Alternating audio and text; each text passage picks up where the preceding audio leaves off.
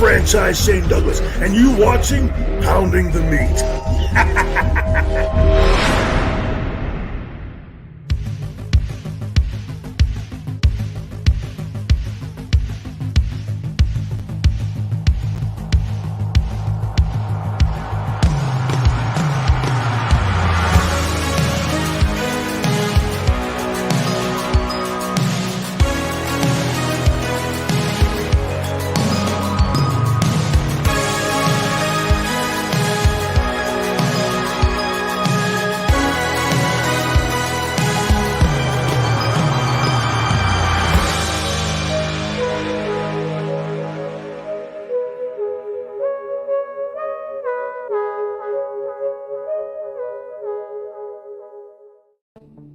Welcome to Pounding the Meat podcast.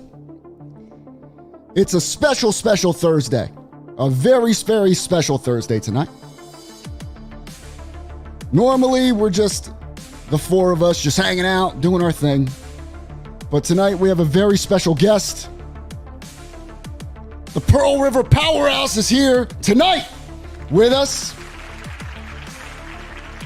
Ahmed Johnson. You say out of the people, King J. Sean, he's ready for the Pearl River Plunge. How are you, my friend? Listen to Panetta. Give these guys a thumbs up, like, and subscribe. If you're not subscribed to the channel, subscribe to be able to comment and ask your questions. Juan, what is going on, man? How are you? Bonkers, what is up? Ethan Thompson, what is good? And Panetta, I will have your children. Yes. Absolutely. But this man has seen a lot, man. He's been through a lot. Had quite the career. Fast but effective. Cannot argue that. Justin, how are you, man? Welcome to the show. But I am so honored to have this man here with us. And very grateful for him being giving of his time. Ladies and gentlemen, I bring to you the one, the only Mr. Ahmed Johnson. He is here with us. Ahmed, how are you, my friend? Welcome to Pounding the Meat podcast. How are you? I'm doing great, Vinny. How about you? I'm doing good, man. And it's so crazy. The voice is the same. It is Ahmed Johnson. He's here. Very excited to have you, man. Thanks for being with us. Thank you for being giving of your time and willing to hang out on this podcast. How has everything been going for you? I noticed, first of all, congratulations. You have lost a ton of weight, my friend. You look incredible. Yeah, lost 115 pounds, brother. 115 pounds. Oh, yeah. And I asked you, how are you doing it? What is the secret? I asked if you went vegan. You know, are you only shopping at Whole Foods? What is the secret? What are you doing? No, just dieting, man, and hitting the weight room. That's about it. That's it. Good for you, brother. Good for you. Congratulations. Keep it going, my man. Thank you. Going. And also, let's give a shout out to your kids. Ahmed, they are watching live right now. Shout out to Ahmed's children. Go ahead, my friend. Yeah. Zachary, Marvin, and Tony Jr. Woo! And my daughters, Amanda and Nina. There we go. They're watching the show. And this is interesting. Before we get started, Ahmed, this is pretty cool. I noticed. Now, listen, since WWE hasn't really dropped a figure of you lately, a company has decided to do it on their own, right? Check this out. Grapplers and Gimmicks. It's like a Hasbro with the Powerhouse Plunge. There it is, the Ahmed Johnson or the Tony Norris figure. Got to be careful to copyright Tony Norris. Oh, yeah. You can pre-order that on, I think it's WrestlingFiguresNews.com. I just typed in Tony Norris, Grapplers and Gimmicks action figure. It is there, and it looks really, really good. They did a great job. Let's see. Let's say hi to the people real quick. We have IVT. What is going on? Heavy T. Steven, how are you? Heavy T says, so glad I'm not missing this. I'm glad you're here, brother. Jay Ross says, Pearl River. And Nico says, good evening. Everyone, welcome to the show. I wanted to start with your childhood, Ahmed. Okay.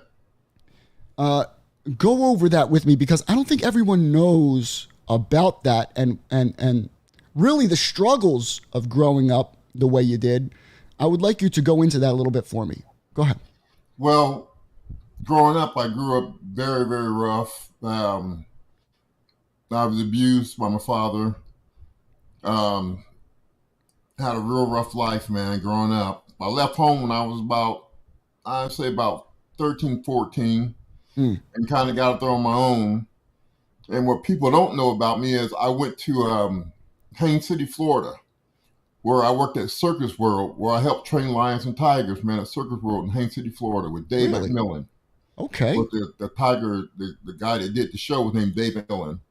Yeah. And I trained lions and tigers, man, in Haines City, Florida, and that kind of got me through life. Look at you. Shout out to Haines City. That's 20 minutes from me. Yep. We were just talking about that. I'm in Polk County, Central Florida. That is literally 10 minutes. And you trained lions and tigers. Yeah, at Haines City, Florida, man. Oh, that's incredible, man. Yeah, but I'm from right there where you're at, baby. I'm from Lake Alfred, Florida. There he is. He's right there. I mean, I could throw a rock and hit Lake Alfred, man. That's great. And we have Drew. Good evening, PTM, and Ahmed. What's up, Drew? So your dad was abusive, right? Yeah, he was. But I forgave him for it, and we had a conversation a few months ago. Oh, interesting. How'd that go? It went good, man. Went real good. Uh-huh. Better than I expected. Are you maybe is it looking like the future might be better for you guys? Maybe some sort of relationship can happen, or is it not there yet? Oh yeah, we're definitely going to have a relationship. All right. And get together. I've chosen to forgive him, and that's one of the best things you can do, man, is forgive somebody. That's right. Not only for them, but for yourself. Absolutely. Oh, yeah. It allows you to shed that weight. You know what I'm saying? Figuratively speaking, it really does help you move on from trauma. And so was that why you actually went into the Army? Maybe to get away from that? Well, yeah, I kind of went to the Army because, it was kind of a different spot for me, Yeah. I hadn't planned on going to the Army growing up, but, once I got with the recruiter and everything, I kind of went right into it. Okay. And in the Army, not a lot of people don't know this about you. Okay. You graduated you were a most distinguished honored graduate in sir. Fort Seal, Oklahoma. That's sir. really good. Graduated top of the class, man. And top of the class. Still got the records there that haven't been broken. Look at you, bro. Top of the class in the Army. There is no way I would even come close to that, man. There is absolutely no way. Congratulations on that. It was rough. I'm sure it was. Now, did you ever get into any wrestling fights there? Is that kind of what made you want to go into wrestling? Were you in wrestling in the Army or anything like that? No, I kind of roughed some people up in the Army, but no, I wasn't into professional wrestling then. We got the Grease commenting, Ahmed, great to see you looking healthy. Thank you. And get it in your super chats. If you want to ask Ahmed questions, we're going to be saving the super chats for later in the show, and we will be asking your questions to Mr. Ahmed. So what got you into the way you say it, wrestling? Well, the reason I got into it was Stevie Ray from Harlem Heat. Yes. Ivan Putski opened up a school here in Houston, and Stevie wanted to go to the school, and back then we were like brothers, man. We was partners. Mm-hmm. And so Stevie wanted to go, so I decided to follow him and go with him. And Ivan Putski trained us, and that's how we got started in professional wrestling. There it is. So you just decided, did he call you or what happened there? Were you guys talking about it for a while? Well, no, Stevie always been into wrestling, man. I mean, he was wrestling encyclopedia. Yeah. And once Ivan opened up the school, we worked out together all the time, me and Stevie did. And once Ivan opened the school, we decided, hey, to go give it a shot and see what comes out of it. Mm-hmm. And you know what? I'm glad he did, because look what happened. Oh, yeah. You know look what happened. Yeah, he got me and Booker T started in it. All together, right? Right. Well, what happened was, so from there, from the school, you went to Global Wrestling Federation, right? Right. Okay, and you were Mo Deep. Mo Deep and being terror. Look at that. You are huge from the beginning. Oh, yeah. I was big. Man. There you are now. How was this experience for you, Ahmed? Oh, man, it was great, man. Working with Skandar Akbar and Chris Adams and Hart and a bunch of other people, man. And Bradshaw was there. Right. It was great. The Global Federation was what everybody went to get their start, man. Okay. So it was kind of like a developmental thing, would you say? Yeah, anybody who's anybody in professional wrestling came through Global. Okay. And how long were you there for in Global?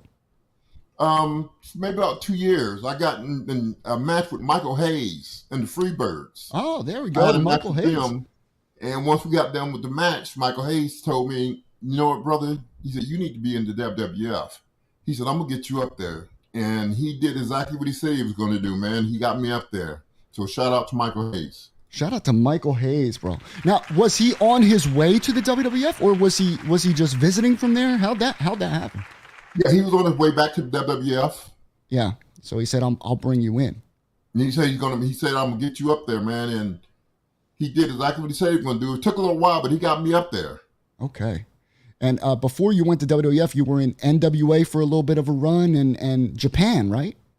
Right. I went to Japan, and NWA was after all that. I went to NWA once I was in WWF. Okay. I had a match where I beat Jerry Lawler for the belt and became NWA champion. Okay. And that was after Japan and Global. Awesome. Tell me about the call. When did you find out you're actually heading to the big leagues, the World Wrestling Federation? It was a call out the blue, man. I remember sitting home one day, my phone rung. I picked the phone up, and the guy said, hey, this is Tony Norton. And I was like, yeah. He said, well, this is Vince McMahon. And I thought somebody was playing a ha-ha on me. So Vince called you himself? Yeah, Vince called me personally himself. Wow. And I didn't believe it was Vince. Mm-hmm. So I was like real rude to him, man. I was like, yeah, whatever, yeah, okay. And he said, well, I have a ticket at your door tomorrow morning. And just like he said, man, the next day there was UPS at the door with the ticket. Wow. So he flew you. Where'd he fly you? Into Stamford, Connecticut. Okay, right to the office, to the building. Yes. Oh man, that's awesome. So tell me about that. So first of all, you had to leave the next day, right? I had to leave the next day. Wow. Tell me about that trip. First of all, did you dress up in a suit? What'd you look like before you go to see Vince McMahon? I just had some blue jeans and a muscle shirt, and that's it. Basically I didn't dress him in a suit or anything. My man came in like this, Ahmed. Almost. Without the belt. Came in like that. Almost. Now the muscle shirt is smart because that's what Vince loved, right? Yeah. All right, so you walk in. Muscles, man. Step by step, how'd this meeting go with Vince? It went well. He flew me out, and then he flew me back home, and I told him, I wanted to bring my lawyer out to go over the contract. So I brought the lawyer with me, and Vince ate him up. Ate him up for lunch, man. Yeah, it was a waste of money, waste of time on my part to even bring a lawyer. Because Vince was like, I'm going to pay what I'm going to pay, and that's it. And but he told me to bring, counsel with me. Right. And then I bring counsel with me, and he eats the guy up like a shark, man. You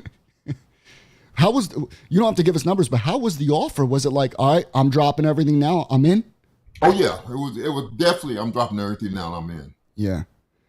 So you're in the WWF, right? Your first day on the job. Who do you see? Who do you interact with? What was that like for you? I mean, this is a big, big deal. You know what I'm saying? Right. Well, what was that experience like the first day? The first day was amazing, man. I just kind of went in there and hung out with Vince and went to the weight room and worked out a little bit. And it was just amazing, man. It really was. He was showing you around and all that, trying to get a feel for you? Okay. Showed me around the Titan Towers and, got to look at everything. And it was very impressive. Who were some of the first superstars you got to meet and kind of connect with when you first got there? Well, when the first one I met was Mark Henry, unfortunately. Oh, wow. And I ran into The Rock. But he wasn't The Rock back then. He was just, Maivia, right? Or was he? Kid, Oh, he was just a kid then. Okay. Yeah. But wasn't he Rocky Maivia at the time? Or was he? He was Rocky Maivia, yeah. Rocky Maivia at the time, yeah. So and he was up there talking over contract also. Oh, interesting. Oh, so he was just getting into the WWF as well. Too. Great. So Mark Henry, you say unfortunately, was it a bad introduction? Tell me why it was unfortunate. Tell you this story real quick. Please do. We went out to he came and got me one day, and we went out to a nightclub. Was this before you were, or this was after you're in WWF, or before? No, this is right when I got to WWF. Okay. And I went to this nightclub, and it was an underground club. Okay. And I didn't like the club because it seemed satanic, kind of, Mm-hmm. And so I went back out to the limousine. Then Mark came out with this crackhead-looking woman. I mean, I'm talking the white lips and everything. She was straight up crackhead. And he sits there and she gives him the job in the limousine. Uh-huh. And then he looks at me and asks me, do I want some? Hell no, I don't want none. Are you kidding me? I mean, this girl was straight up crackhead off the street, man. So that was it for me, and as far as me and him go. Interesting. Very interesting. So it wasn't the greatest first impression with Mark Henry. Okay. Not at all. So we actually have a super chat here from Slapdown. Thank you for the 279. He says, Ahmed, you were a great part of my childhood. Thank you. Well, thank you, brother. Thank you for being a fan. We also have 20 from King J. Sean. My goodness gracious. Thank you, King J. Sean.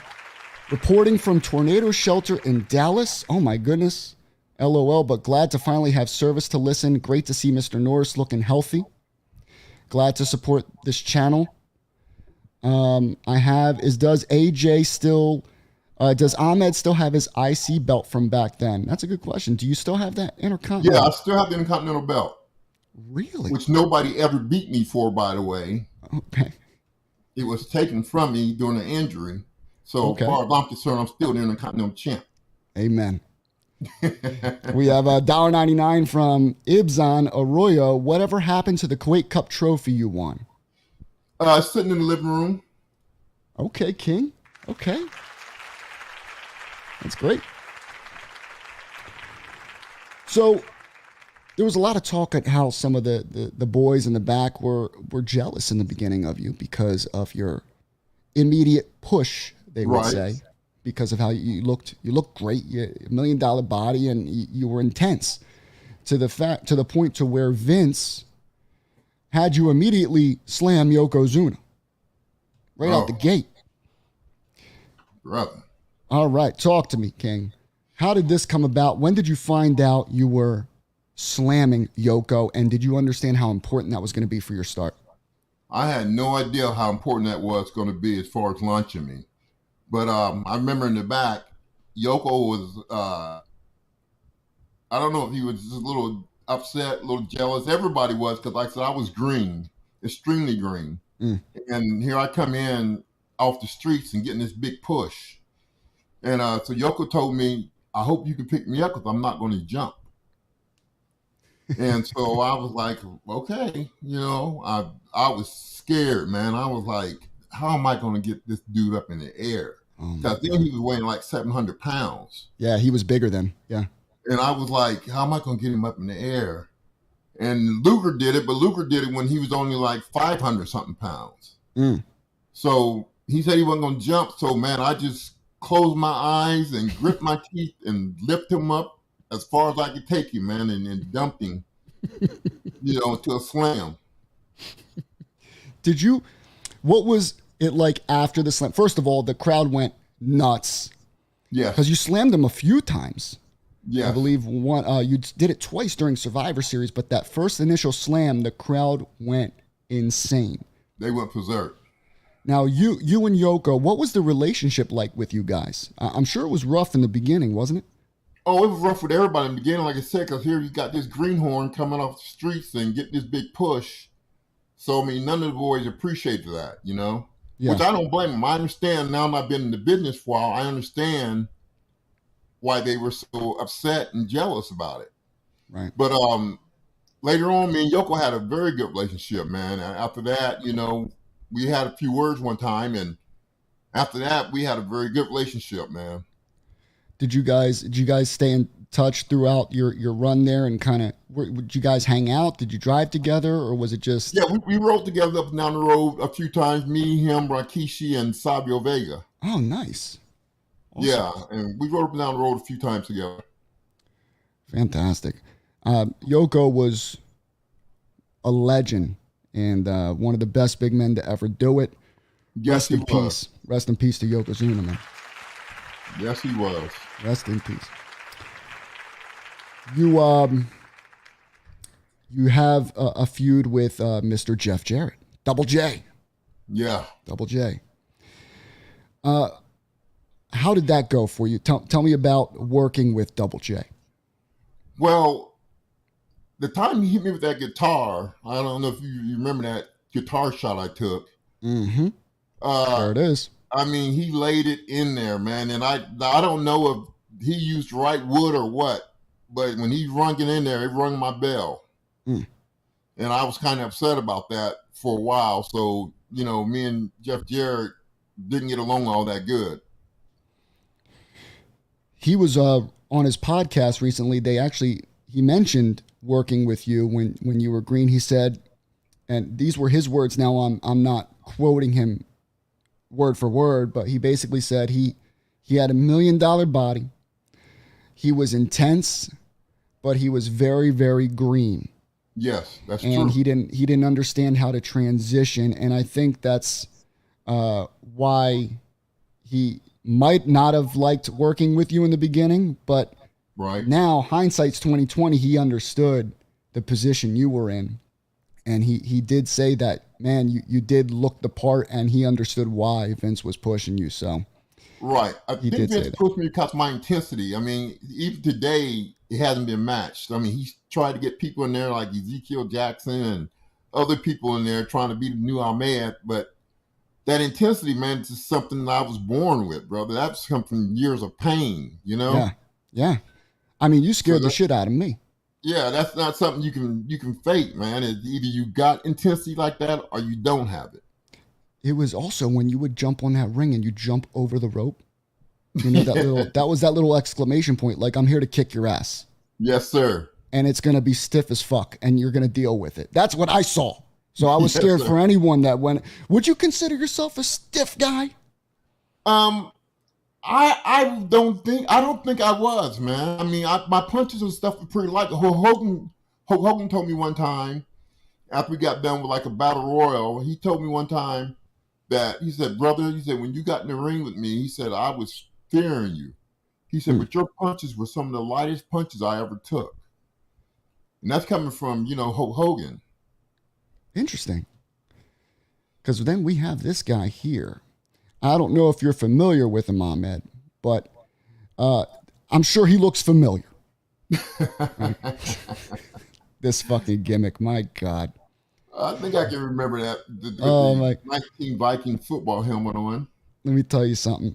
Now, when he debuted, when you were with Shawn Michaels and you guys were facing the Smoking Guns for the tag team championships.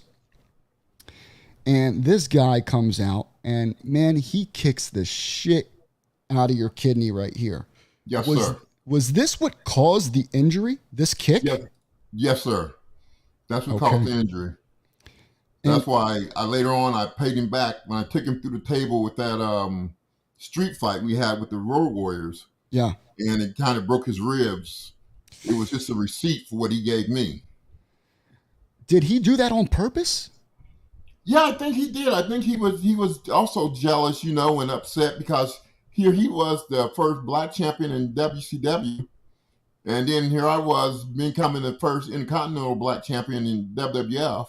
Mm-hmm. And I think there was some jealousy there. Matter of fact, he said on some interviews that he was jealous. Right.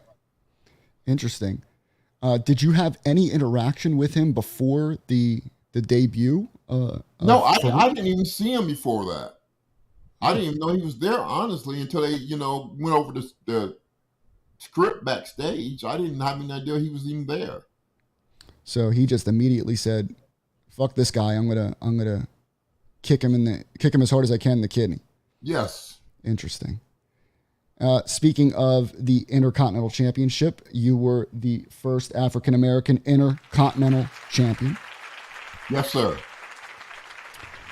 That is tell me about that. That was at King of the Ring 96. Tell me about that experience, man. When did you find out you were going to win the title, and what does that still mean to you to this day? It still means the world to me, becoming the first black single champion in history with the WWF, Mm-hmm. That means the world to me. And it was just a special moment, man. It was a special moment. And once again, then that rubbed a bunch of the guys the wrong way, because here this rookie was coming in and getting a belt already, and some guys had been there 10, 14 years, Right. And they didn't get out at the belt. So there was a lot of jealousy, and still is a lot of jealousy. Dustin Rhodes, how was he to work with? I mean, Gold Dust, of course. Gold Dust, the character. And, you got the little smooch on live TV, right?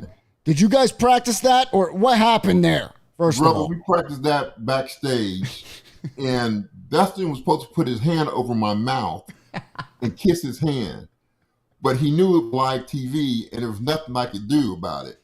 So he did the lip to lip for real, and I'm like, "You son of a gun! I'm going to kill you when I get up."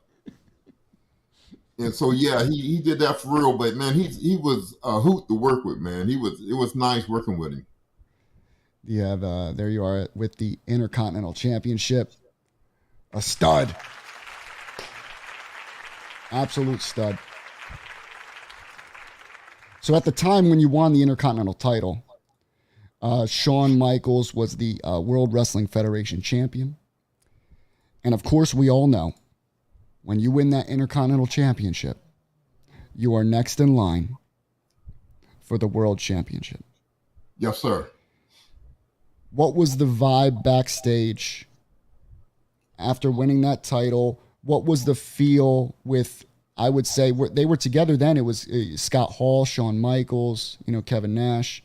Right. Did they kind of welcome you? Did they help you out, or were they standoffish? What was that like? No, the only person that really helped me out, man, was Razor Ramon. Razor Ramon would watch backstage my matches, and when I got done and I came out, he would critique my matches for me and tell me what looked good and what didn't look good. But the rest of them, no. One day, Sean called me into a little office, and he was like, "Ahmed, you got to stop doing all this high flying stuff, because when you do it at 350 pounds, then I come out and do it. It doesn't look like, I'm doing anything because you just did it." So he didn't like me diving over the top rope and doing all the stuff. I kept doing it, but he didn't appreciate that at all. Because it kind of took the shine off of him doing those high flying moves, is what you said? Right. Because I was doing it at 350 pounds, and then he was doing them also, and if a 350 pound guy can do it, I guess it made him look bad. Okay. To him. Yeah. But I didn't care. I kept doing them.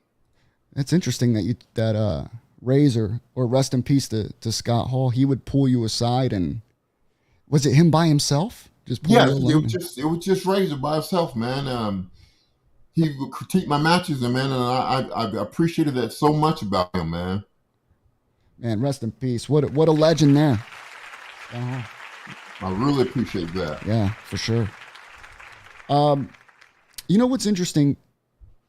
After you won the IC title, something happened to your car. Right? It was keyed. Right. Because I remember you talking about it. And who did you think who do you think did that? Well, I didn't know who did it, honestly. Okay. But I was told that Steve Austin did it, but Steve said he didn't do it. So I have no idea who did it, man. I really don't know. So you originally thought it was Stone Cold. Right. And he's since denied that? Yes, he said he didn't do it. Okay. So I have no idea who would do it, man, unless it was Shawn Michaels. Interesting. Which I wouldn't put past him. But that's crazy that you never found out to this day who... I mean, it could have been a fan. Who knows? Still don't know to this day. Wow. You're in line for the world title. You're supposed to face the world champion, and then the kidney injury, which you said is from that kick, right, by Farooq. How much did that set you back mentally? And what was that process for recovery? For recovery, it set me back a little ways, man. I mean, it messed my shot up at the world title with Shawn, which I heard I was going to get the belt then. But it really set me back, man. He really threw my career off track when he did that, man. To this day, have you talked to Farooq or mended fences with him or anything? No, I haven't spoke to him up to this day. So he's one of those that you don't see any light at the end of the tunnel there? No, not really. Wow. Not really. Our feud, I mean, we worked together great, but our feud was a little more than people knew it was. Tell me more. What do you mean? What I mean is his jealousy and, it made our matches somewhat of an inconvenience. I mean, we worked together well, but it really kind of messed up our chemistry. I got you. Because there was that weight on you about the real heat, which kind of, didn't really make it 100% comfortable for you to work with him. Right. Okay. Well, you returned in 96 and feuded with Farooq in the Nation of Domination. And of course you had the street fight with the Legion of Doom. Shout out to these legends, Hawk and Animal. There was an interview with Animal where he claimed that you, these spikes that they let you use, you stole them. Right. Is that true, Ahmed? What's the deal with the spikes? The spike was Hawk gave them to me. And first of all, if you know Hawk, you ain't going to take nothing from Hawk, brother, without a fist fight. Now, if I would have stolen spikes, we would have been fist fighting. Because Hawk wasn't going to let you get away with it. Right. And so Animal, I don't know where he got that piece of crap from. That's interesting, man. Do you, that kind of make you look at him differently? Yeah, it did, man. It really did. I mean, not Hawk. Hawk was Hawk no matter what. I mean, he was always cool, man. We did some independent shows together, me and him. And I think Animal got a little jealous of that Hawk was taking me on some of these shows with him. I see. We have another super chat from Slapdown. Also wanted to say I was very upset you and Sean never won the tag titles. Today wrestlers need to hit the gym more. Ahmed 2024 Hall of Fame. I agree. Christopher with the $5 says, did Vince actually take Ahmed out of the Nation of Domination because he said, Ahmed, no one will believe anyone can beat you guys? Yes, he did. Exactly. He called all of us to the office. Once I got with the Nation, he called all of us to the office, and he told me, Ahmed, I'm going to take you back out the Nation.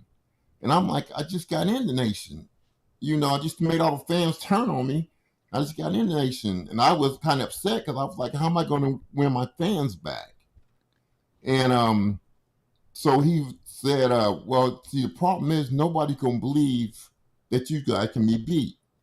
And, once I took a look at the tape, man, and seeing me, Farooq, Mark Henry, DLo, Mustafa walking down there, I can understand why he said what he said. Look at this photo.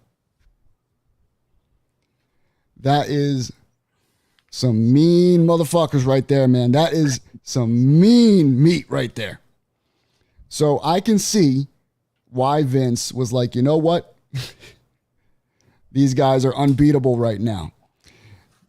There is the Nation of Domination. What? When he told you were going to go to the Nation, what was your reaction, Ahmed? Were you happy about it? Were you digging it? What was the deal there? Well, I knew that it was going to be a dynamic team. And I kind of thought like Vince thought. I was like, who are you going to make believable that believe that we can be beat? Right. With a powerhouse like that. Because you were super over then. Yeah. You were blazing. Were you kind of upset that you had to go heel, or were you kind of I like, was. Yes, really? I was. But you know what? The fans, once they turned me back, the fans took back to me like water. I mean, it wasn't a delay in them, liking me, and I had to build it back up or anything. It was, the fans just right back with the program, Yeah. You guys were definitely badass, man. Unbelievable. Now, The Rock. Okay, because as we all know, the Nation thing didn't last too long, which surprised me. Right. It was like a revolving door with you and the Nation. And The Rock becomes The Rock. Did you get along with The Rock during this time? Well, he was part of that Nation group, and like I said, there was a lot of jealousy with them and me. Becoming the first African American champion in WWF, there was a lot of jealousy between them and me. So, we were cordial, but it's not like we went out and had tea or anything. Yeah. You guys got along, though. Did you ever get any backstage heat or anything like that? One time in the locker room, me and Rock got into an argument. This is where DLo claimed he got me in a full Nelson. And I guess for some reason, the full Nelson must have been a fight because he said it was a fight. But I don't know where all that came from, where he got the full Nelson from, where he got the backroom fight from, but that never happened. What was the fight over between you and The Rock? Well, we were arguing over basically our finish and, who was going to do what in the ring. Okay. Because back then he wasn't a Rock. He was Rocky Maivia becoming The Rock. But it was basically, him not wanting to take my finish, me not wanting to take his finish. It was kind of a back and forth argument from there. We have a super chat from Ibzon. Do you get mad like me when online fans say you were never over, which isn't true? Even later when you came back after leaving the Nation, fans still cheered. Do I get upset? Yeah. You're going to have keyboard fans no matter where you go. You're going to have them keyboard warriors who are going to, talk their trash.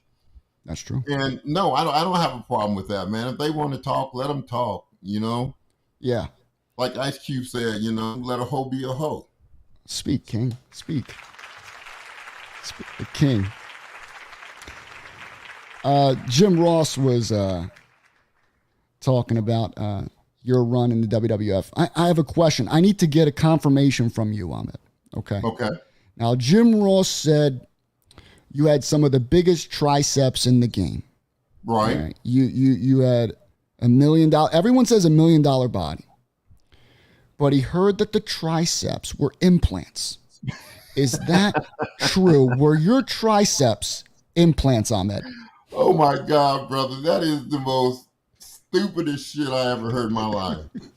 My tricep were implants. I swear to God, he said it word for with Mr. JR, Jim Ross. Oh, man. So I'm guessing. Like his fat belly was an implant. Oh, there you go. So I'm guessing that's a no. No, brother. There was an implant. I didn't even know they make tricep implants back then. Jesus Christ. That's what he said, man. JB4117 says, Ahmed Johnson seems like a cool dude. He is, man. He's a real cool dude. Thank you, brother. Fight with DLo. You mentioned that, where DLo claims that he stretched you. So none of that happened with DLo. Brother, that didn't happen at all. What is your definition of stretching me? That's the word he said. I stretched him. And I'm not even sure what that means. I don't even know what it means either. Is that some lingo? You know, being the person that you are and being the interviewer you are, if DLo Brown had stretched me out, everybody in the locker room would have been talking about it. And so far, you can't get anybody to talk about it but him and Mark Henry. That's it, right? And I'm like, Jesus Christ, when did this happen? And why wasn't anybody else there to see him stretch me? Oh, Jesus Christ. So we got no to the implants and no to the stretching. We got confirmation from Ahmed. No, my arms are still huge, man. My arms are still huge. No implants. No implants. I don't see any scars there, man. I think you're good. No scars. They said stretching means beat up. Let me see. No scars. No scars. It means beat up. I thought stretching means like a submission hold or something like that. That's what I thought it meant. Stretching means beat up? Well, I take it that it meant beat up. Interesting. Yeah, I didn't even know what this was. You beat somebody up and they don't come out with a scar anywhere. And he definitely would have had some scars. And he didn't come out with any scars. So where he stretched me at, I have no idea. Did you get along with any of these guys in the nation? What about Kama, the Godfather? Did you get along with him? Brother, it was the black thing where they were jealous that I became the first black Intercontinental champion. And they were very jealous and still is to today. Wow. You know, and it's sad. It really is. Yeah. You have I do have a question too. A lot of people are asking why you don't do any like appearances in, WrestleCon events or autographs. Is it something that you just don't want to do, or you've just disconnected from the wrestling business, or maybe in the future you want to do it? What's the status on that? Well, no, I had back surgery, so I'm just now getting started back in it. Matter of fact, I got one on the 10th and the 11th and 12th in New York and New Jersey.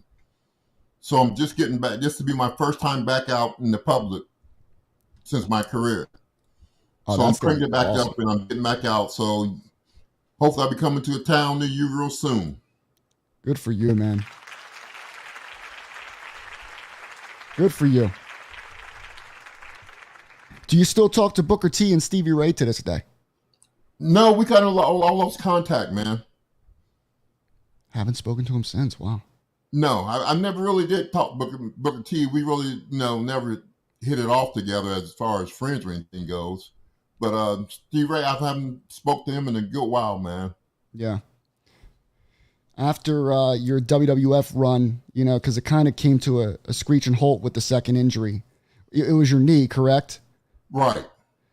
You did a little bit of a run in '99 as Big T in WCW. And it was for a few months. What was that quick experience like? What did you learn about WCW compared to WWF at that time? Well, the thing that I learned about WCW, first of all, when I went to WCW, I really didn't want to go because I wasn't in shape. I mean, I had been sitting at home eating bonbons and getting big. And Stevie really needed a tag team partner, and he wanted somebody he could trust. So he called me in, and first I told him no, but then Vince Russo gave me a call, and I, told him, yeah, I would do it. But the thing about WCW and WWF was the guys at WCW, you can't get one guy to complain that I was stiff or I hit him too hard or slammed him too hard. But WWF, you got, all these guys crying that, Ahmed Johnson was stiff, he was hurting us. But WCW, not one guy ever said that. So you're saying that, do you think that the guys in WCW were tougher? They were either tougher or there was a lie told somewhere. I mean, how could you go to one federation? In WCW, I wasn't in shape, so I probably did stiff some people. Right. But how did you go from one organization to another and you got all the guys complaining, but in WCW, you didn't have one guy complaining about ever being stiffed by me. Yeah, and you know Even what? Hogan. It could go back to the jealousy in the back at WWF. Exactly. People were upset. I mean, you did get pushed pretty quickly to the IC title, so you can understand where they're coming from. But, Vince, I mean, it worked. The people loved it. I mean, people loved the intensity that I had. They knew that it wasn't fake and something you couldn't buy. Right. And like I said, Vince had brought many people in trying to get that intensity back. But that was part of the Attitude Era, was my attitude. Who is the closest to Ahmed Johnson since you've left? Is there anyone that's close or could be an Ahmed Johnson as far as look, intensity? Who do you look for in the next Ahmed Johnson? I would say the person that brings the most intensity right now is Brock Lesnar. Oh. He had that intensity. He's a monster. Yeah. Brock Lesnar brings that intensity to the ring when he comes every time.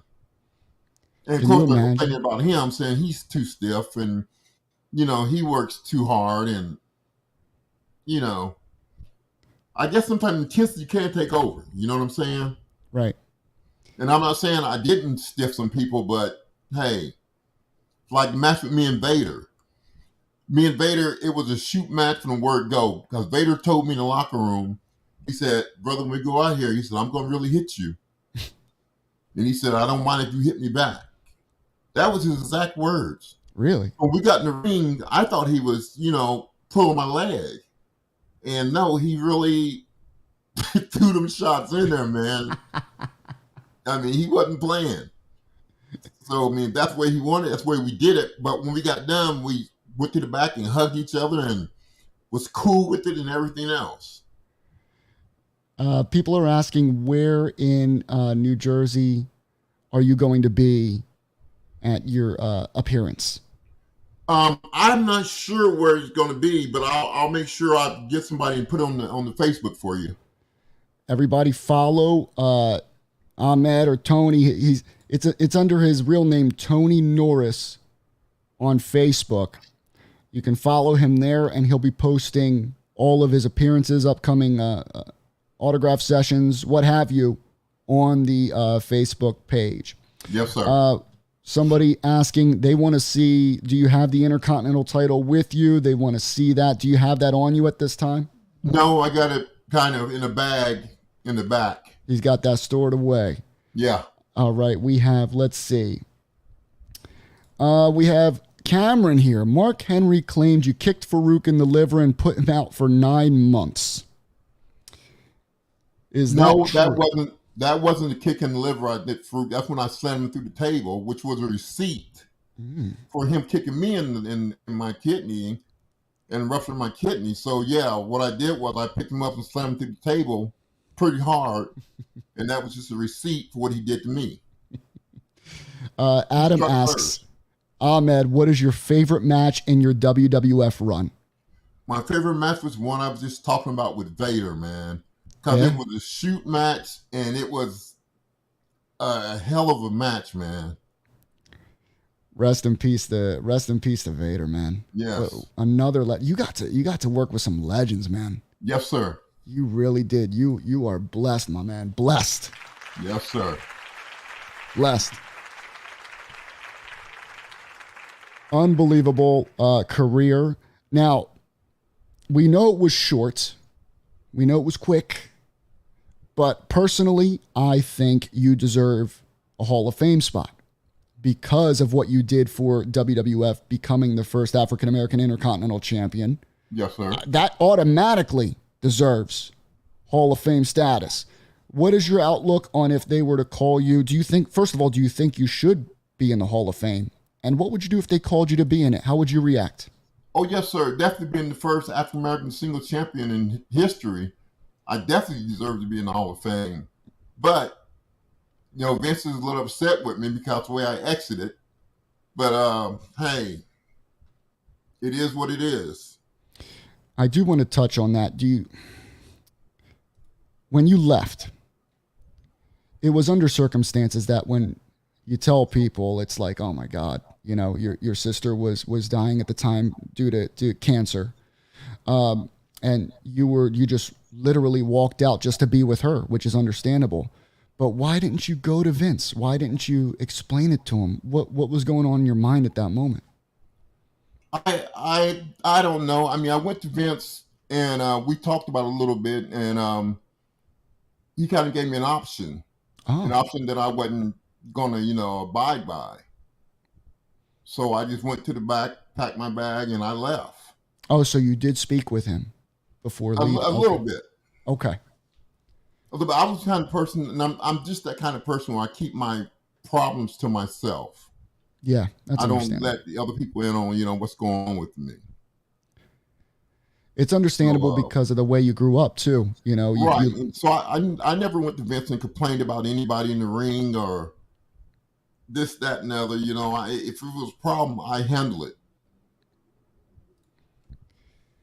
Ahmed, when you look back on your career, right, is there anything that you regret? I regret leaving the way I did, early as I did. I do regret that, man, because, there were a lot of fans that wanted me back and still today wants me back. Mm-hmm. But I do regret, leaving my fans hanging like I did, and leaving the way I did. I regret that. Right. We have one more question before we head out of here. First of all, Ahmed, thank you so much. Thank you, brother, for being with me here. This is from we got two more. From Mike D. Thoughts on Viscera when he passed? Oh, it was a sad moment, man. I used to talk to him all the time, and it's a sad moment, man. And Mr. Matthew Marabito, Shawn Michaels or Bret Hart? Whose side are you on? Bret Hart. There you go. You heard it. You heard it. I'm a Hitman fan. That's it. Ladies and gentlemen, thank you for tuning in to Pounding the Meat with me and the Pearl River Powerhouse, Tony Norris, Ahmed Johnson. Thank you. Thank you, brother. Like the video. Subscribe to the channel. Subscribe to Hannibal TV, Pounding the Meat on YouTube. I appreciate the engagement and the viewership. And Ahmed, I appreciate you, man. Thank you so much. You too, man. Y'all be safe. On Facebook. Hit up Tony Norris on Facebook, man. Get that action figure. Keep an eye out when he's doing those autograph signings and appearances. And until then, we will see you next week. Good night, everybody. Peace.